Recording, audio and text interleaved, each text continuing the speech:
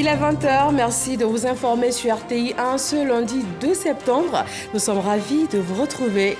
À la une, les grands travaux d'infrastructures routières entrepris à Abidjan par le gouvernement.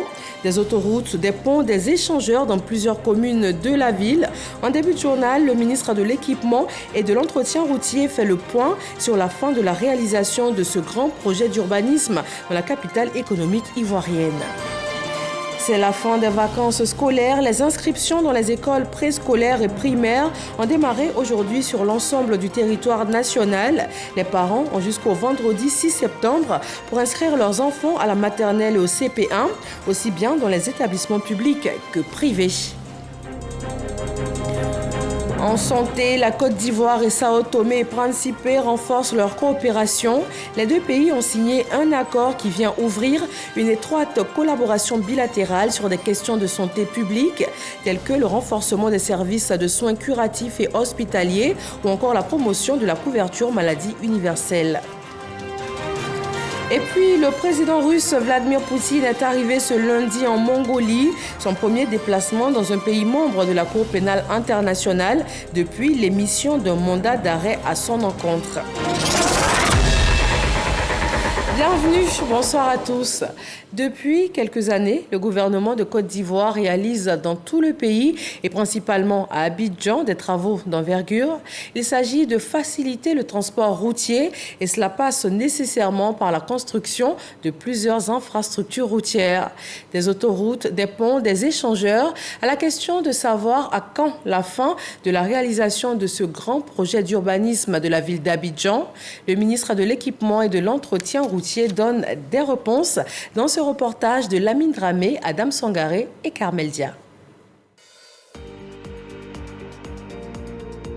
Transformer la ville d'Abidjan et faire de la mobilité urbaine une réalité face à l'urbanisation galopante. C'est cela l'objectif visé par les autorités ivoiriennes. Cette ambition de redorer l'image de la ville d'Abidjan se concrétise par la construction d'autoroutes, ponts et échangeurs. La ville d'Abidjan vient d'être dotée de plusieurs nouvelles infrastructures, outre le dernier ouvrage ouvert à la circulation, l'échangeur de l'amitié ivoiro-japonaise Shinzo Abe. Citons la voie de contournement d'Abidjan Y4, les 4e et 5e ponts d'Abidjan. Avec toutes ces réalisations, Abidjan est toujours en chantier. C'est le cas des échangeurs en construction au niveau du carrefour Akwaba ou encore sur le boulevard Germain Kofi Gado, ex-boulevard François Mitterrand. Tous ces travaux font partie du schéma directeur d'urbanisme du Grand Abidjan à l'horizon 2030. Sur ce boulevard Oufo-Boigny, tous les carrefours se trouvaient à niveau, ce qui fait que ça crée beaucoup d'embouteillages, donc de congestion aux différents croisements. Donc c'est pour ça qu'un certain nombre d'ouvrages ont décidé d'être faits. Autant d'infrastructures routières pour fluidifier le trafic dans le Grand Abidjan. Si vous allez vers l'aéroport, actuellement il y a l'échangeur d'Akwaba qui est en train d'être fait, qui est prévu finir fin novembre. On a décidé donc de déniveler tous les carrefours, fluidifier le trafic pour ceux qui vont soit au plateau ou qui vont vers l'aéroport. À l'école de police, il y a des travaux qui sont en train d'être faits. L'échangeur de la Riviera 2 est déjà fait. À la Riviera 3, vous voyez qu'il y a un autre échangeur qui est en train d'être fait. À la Riviera Palmeraie. Après, vous arrivez à Faya. On a quasiment terminé l'ouvrage. Il ne va rester que l'ouvrage d'Abata. Donc, quand vous allez sur le boulevard anciennement Mitterrand, aujourd'hui Kofi Gado, pour aller vers Bergerville, tous les carrefours seront dénivelés. Sur le délai de la réalisation des travaux, le ministre rassure. Malheureusement, on ne peut pas manger des omelettes sans casser les œufs. Le temps des travaux, mais là, les travaux sont terminés. On pense qu'il va y avoir beaucoup de soulagement. À Akwaba, tout le monde voit l'ouvrage en train de se dresser dans quelques temps. Je pense que les Ivoiriens pourront circuler de façon aisée. Les populations souhaitent quant à elles la fin des travaux dans les plus brefs délais afin de pouvoir bénéficier de ces routes dans leur quotidien et vaquer paisiblement à leurs occupations. Sur le plan sanitaire, en marge de la 74e session du comité régional de l'OMS pour l'Afrique tenue à Brazzaville, la Côte d'Ivoire et Sao Tomé et Principe ont signé un accord de coopération. Il prend en compte des questions de santé publique telles que la lutte contre les maladies transmissibles et non transmissibles, le renforcement des services de soins curatifs et hospitaliers ou encore la promotion de la couverture sanitaire universelle. Mahama Traoré. Cet accord est conclu seulement un mois après la visite de travail de la ministre de la Santé et des Droits de la Femme de Sao Tomé et Principe en Côte d'Ivoire.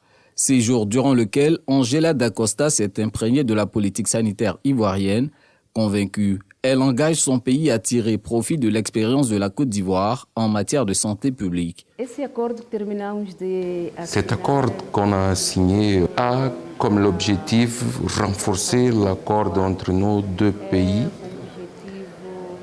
dans le cadre de la santé, notamment dans les domaines sur le contrôle des maladies comme le VIH, les maladies non transmissibles et transmissibles.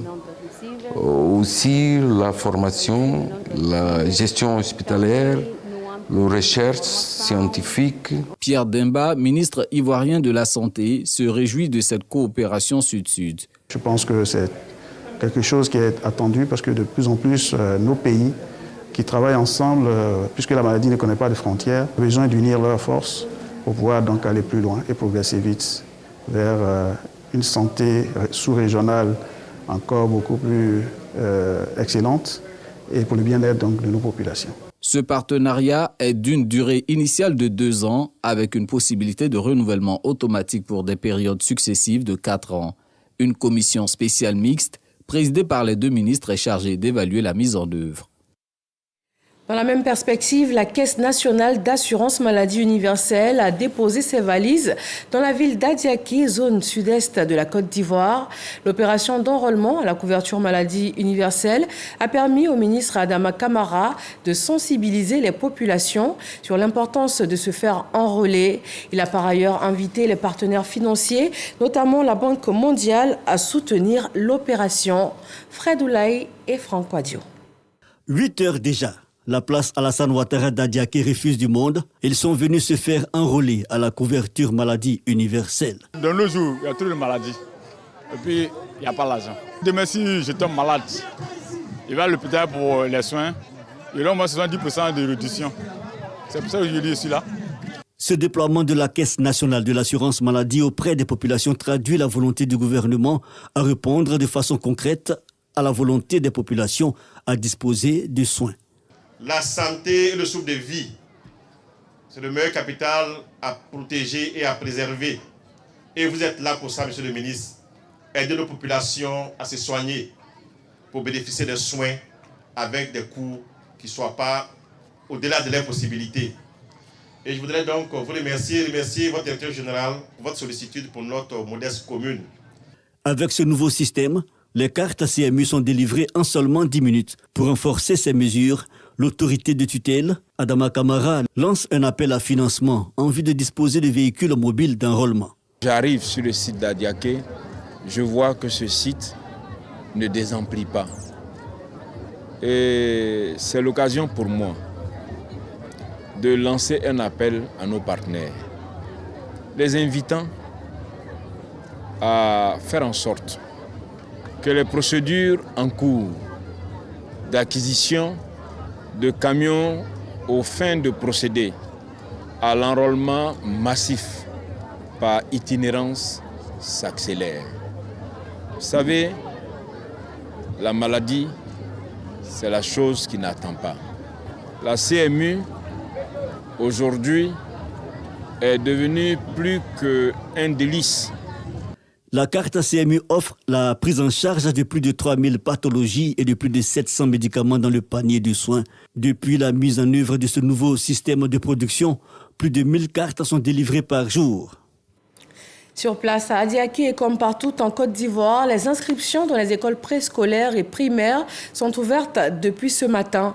Pour ce premier jour, l'ambiance varie considérablement d'un établissement à l'autre.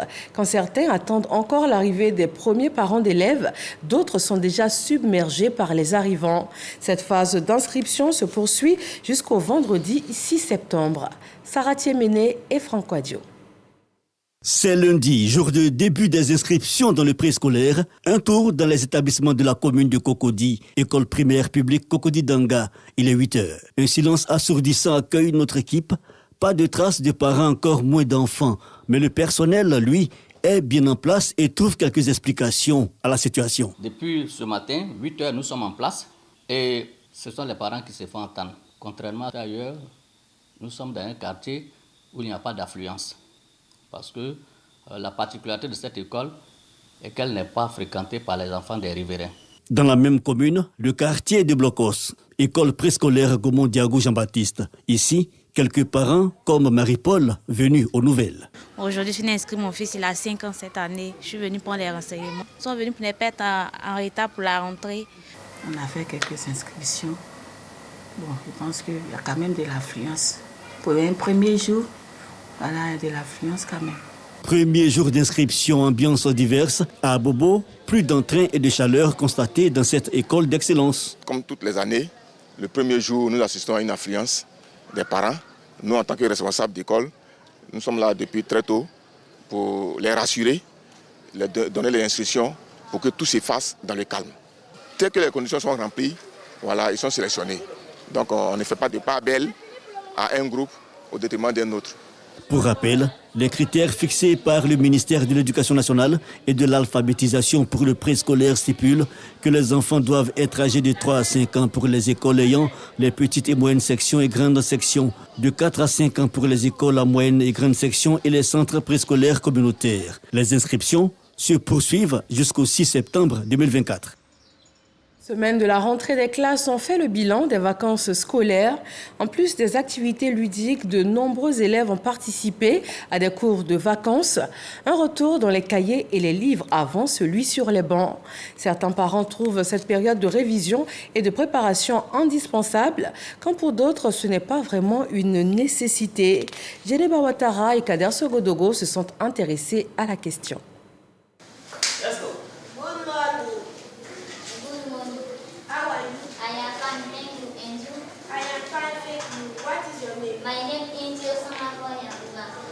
Des échanges en anglais dans une salle de classe. Ces enfants sont des élèves qui vont aborder la classe du 6e à la rentrée scolaire prochaine. Ils ont choisi de suivre des cours en lieu et place d'autres activités de vacances. Parmi ces élèves se trouve Chairman. Notre prof d'anglais nous apprend à compter en anglais, les jours de la semaine en anglais, les mois de l'année en anglais et les salutations en anglais. Comme Chairman, Roxane et Mohamed respectivement, en 4e et 3e, suivent des cours de vacances dans un établissement de Boaké. J'ai choisi de venir faire les cours de vacances parce que pour moi, les cours de vacances nous donnent un aperçu sur les cours que nous allons voir en classe. Depuis 6e, je fais les cours de vacances et ça m'apporte beaucoup en classe. J'ai choisi de faire les cours de vacances parce que les cours de vacances permettent d'avoir une bonne année scolaire et permettent d'avoir des bonnes moyennes. Dans cette école secondaire, les cours de vacances se déroulent de la 6e à la terminale. Quelle est l'utilité de ce temps d'apprentissage pour les élèves? Je dirais aux élèves que les cours de vacances, ce n'est pas pour s'amuser. C'est comme un tremplin pour pouvoir commencer l'année. Donc, dès maintenant, dès qu'ils ont décidé, ou bien les parents ont décidé de les inscrire dans les cours de vacances, eux-mêmes, ils doivent s'engager pour que demain, ils sentent les bénéfices de cet effort-là. Ça permet aux enfants d'être occupés sainement. Parce que les enfants, lorsqu'ils sont en vacances, souvent ils se livrent à d'autres activités peu recommandables. Donc, déjà tous les matins, ils sont ici de 8h à midi. Quand ils rentrent, ils font les exercices, ils révisent. Pendant un mois, ils sont sur place. Sans cela, au-delà de ce qu'ils apprennent, ça leur permet d'être en tout cas bien réglés pendant les vacances. Un peu plus loin, au quartier d'Akro, une école primaire privée nous ouvre ses portes. Incursion dans la classe de CP1.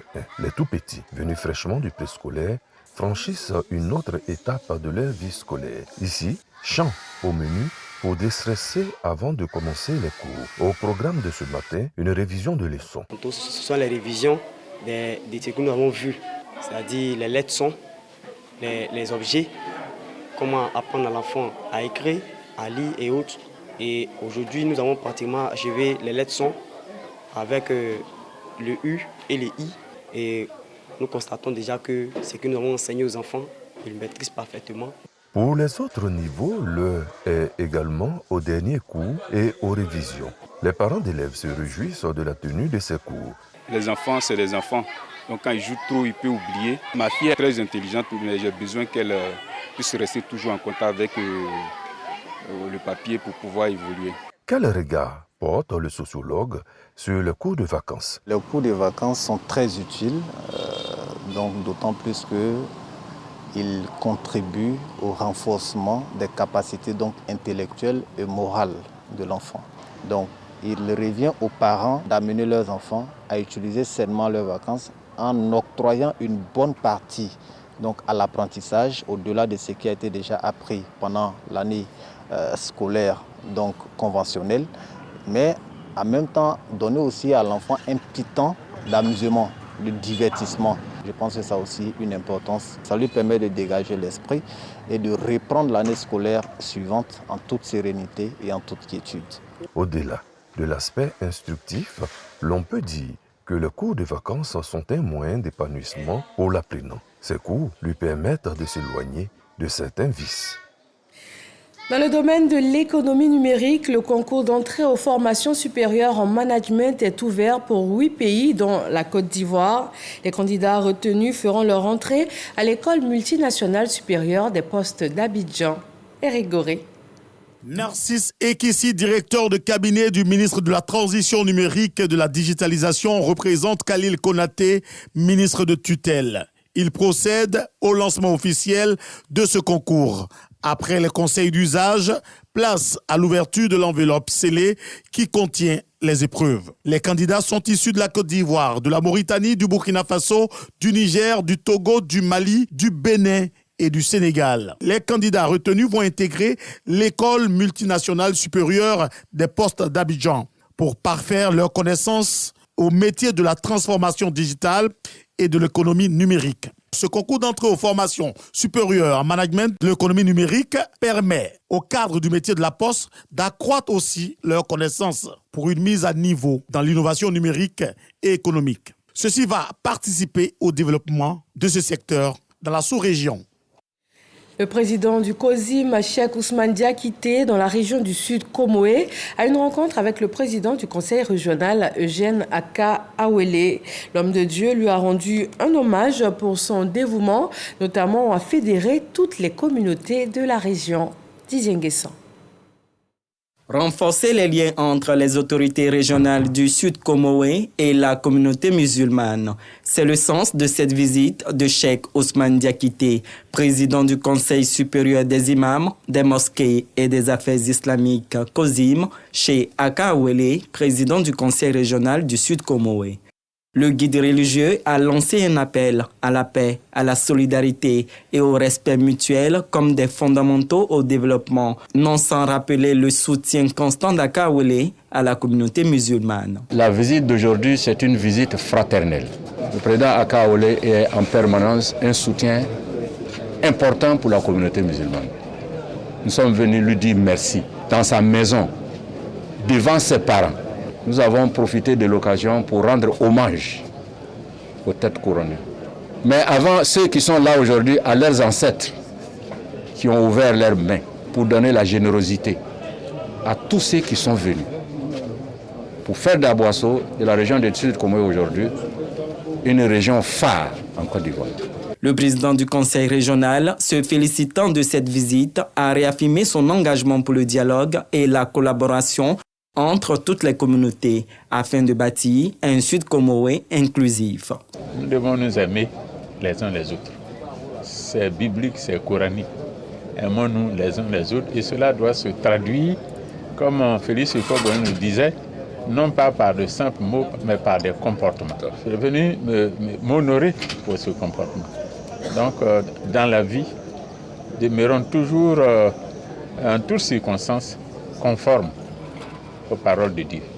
Reconnaissance et engagement, des valeurs communes que les deux personnalités promettent de promouvoir.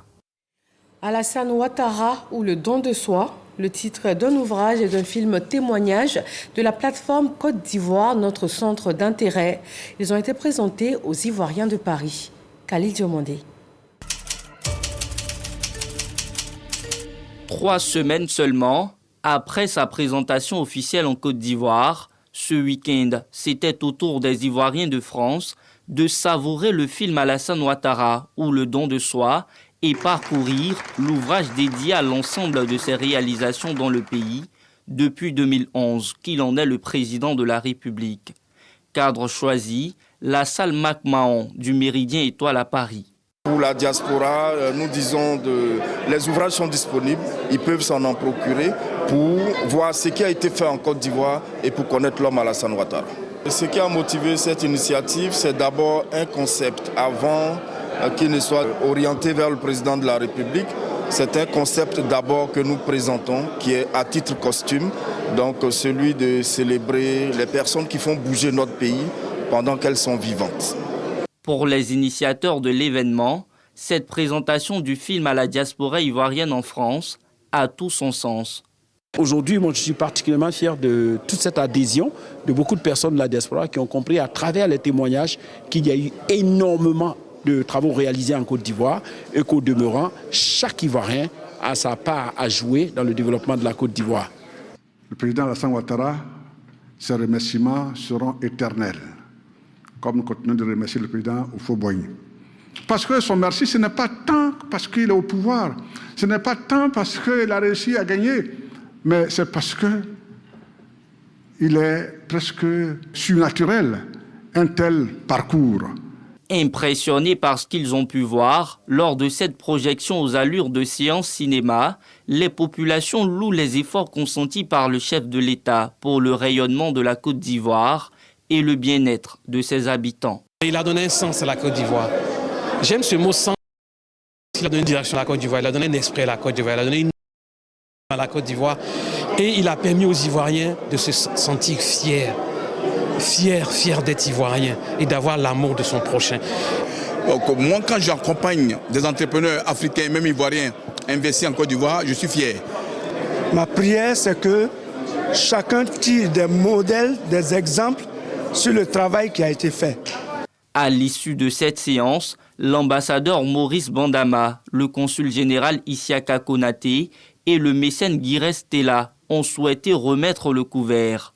Ils invitent les membres de la plateforme Côte d'Ivoire, notre centre d'intérêt, à revenir très prochainement dans la capitale française pour une projection encore plus large à l'endroit des Ivoiriens vivant en France. À l'instar de Paris, plusieurs capitales telles que Londres et Washington recevront également le film dans les semaines à venir. Et nous revenons en Côte d'Ivoire. Dans le domaine des eaux et forêts, les acteurs de la filière bois sont en ce moment en pleine formation. Ils participent à un atelier de vulgarisation des normes techniques de l'exploitation forestière. Le ministère des eaux et forêts entend ainsi renforcer, promouvoir la durabilité et le respect de l'environnement. Kwadjo Ouredou, Khalid Mandi. Pour assurer le respect des normes dans la filière bois et forêt, le ministère de tutelle mise sur la formation des acteurs. À travers cet atelier, ils renforcent leurs capacités en matière d'exploitation forestière, avec un point d'honneur sur le respect de l'environnement. L'objectif principal de cet atelier, c'est de renforcer les capacités des exploitants forestiers dans le cadre de la mise en œuvre de la stratégie forestière qui a été adoptée par l'État de Côte d'Ivoire. Et donc, il y a des normes techniques qui ont été pensées, élaborées par l'administration forestière. La Côte d'Ivoire met en œuvre la stratégie de préservation, de réhabilitation et d'extension des forêts et en même temps la stratégie de valorisation des produits forestiers. Donc ce sont deux stratégies complémentaires qui d'une part visent à mieux préserver les reliefs de forêt, à les conserver, les gérer durablement, mais à les étendre et d'autre part à assurer une meilleure valorisation des produits forestiers. Cette rencontre est aussi l'occasion d'ouvrir une lucarne sur les opportunités et défis de la filière bois et forêt. L'avenir de nos forêts et la pérennité de notre secteur dépendent de votre capacité à travailler ensemble dans le respect des normes établies. Cet atelier qui se tient sur 2 jours réunit plus de 100 structures évoluant dans la filière bois et forêt. Et on parle de sport. Un tournoi de Maracana fait vibrer la région du Guémont. C'est la 4e édition de la Super Coupe dotée du trophée du ministre d'État, ministre de la Défense, Téné Birahima Ouattara. Arsène Kouassi de RTI Sport. L'esplanade de la place publique de Diokwe a refusé du monde à l'occasion de la 4e édition de la Super Coupe de Maracana Petit Poteau, dotée du trophée du ministre d'État, ministre de la Défense, Téné Birahima Ouattara. Placée sous le sceau de la cohésion et de la fraternité entre les forces de défense et de sécurité et les autres entités de l'État, cette compétition a tenu toutes ses promesses au regard de l'engouement suscité. Aujourd'hui, vous avez vu 34 équipes du département de Diokwe réunies faire une compétition, organiser une compétition et faire l'apothéose ici à Diokwe en synthèse avec toutes les populations. Ce que nous avons fait aujourd'hui, c'est un signe pour nous, pour dire que la cohésion ici règne dans le Guémont.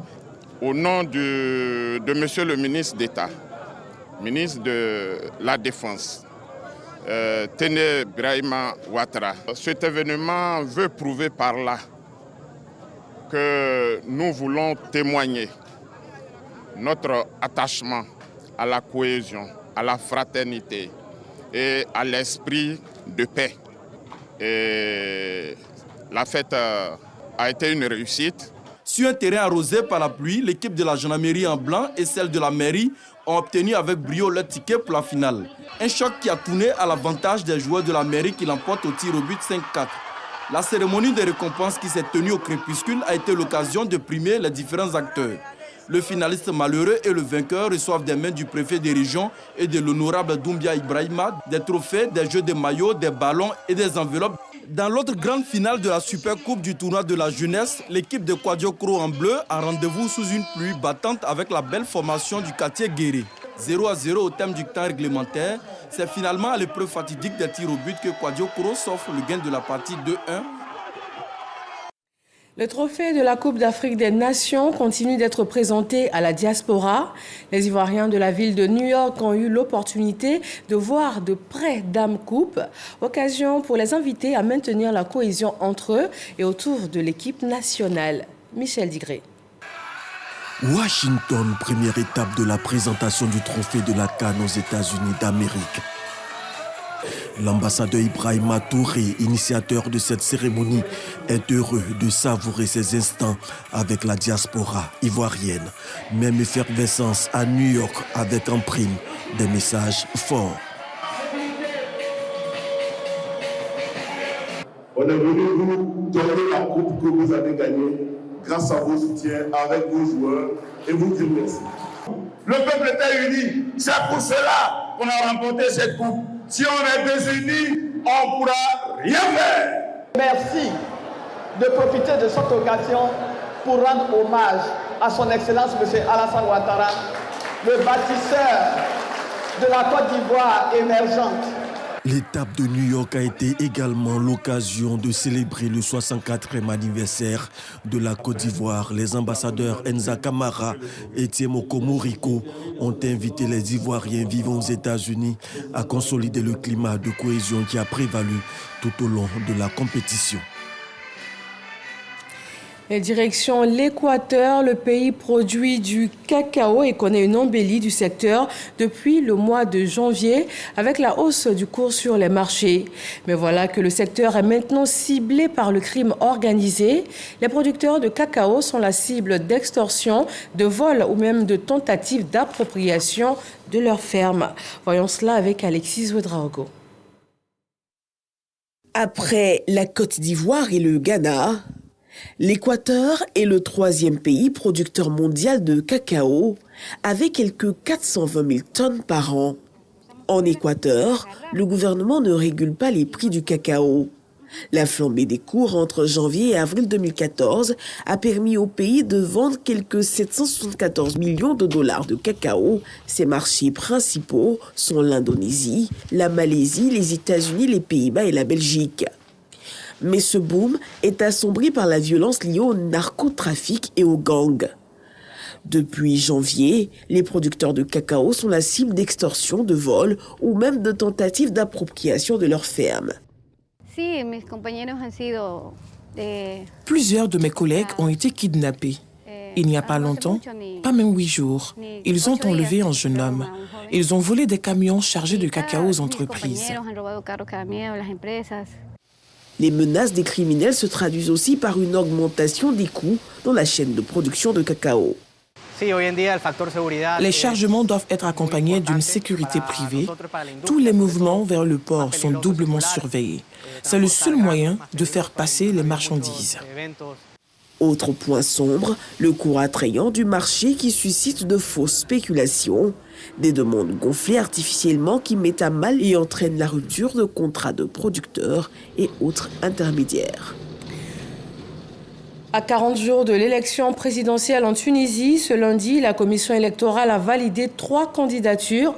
Le président sortant, Kaïs Sayed, l'ancien député Zouer Magzaoui et l'industriel Ayashi Zamel. 3 autres candidats qui avaient pourtant été réintégrés par le tribunal administratif ont finalement été exclus.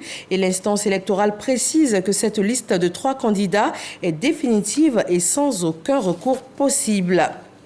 Le président russe Vladimir Poutine est arrivé ce lundi en Mongolie. Il s'agit de son premier déplacement dans un pays membre de la Cour pénale internationale depuis l'émission d'un mandat d'arrêt à son encontre. La CPI et les autorités ukrainiennes ont appelé la Mongolie à arrêter Vladimir Poutine, visé par ce mandat pour des suspicions de déportation illégale d'enfants ukrainiens vers la Russie. Mais le Kremlin avait noté ne pas avoir d'inquiétude à ce sujet. Et c'est la fin de ce journal. Retrouvez à 20h50 sur RTI 1 votre programme La Côte d'Ivoire en marche. Delphine Blas vous propose une incursion ce soir dans l'ouest montagneux. Château d'eau, dispensaire rural, connexion au réseau électrique national. Autant de projets réalisés et en cours dans les régions du Tampi, du Cavali et du Guémont. Bonsoir et à demain.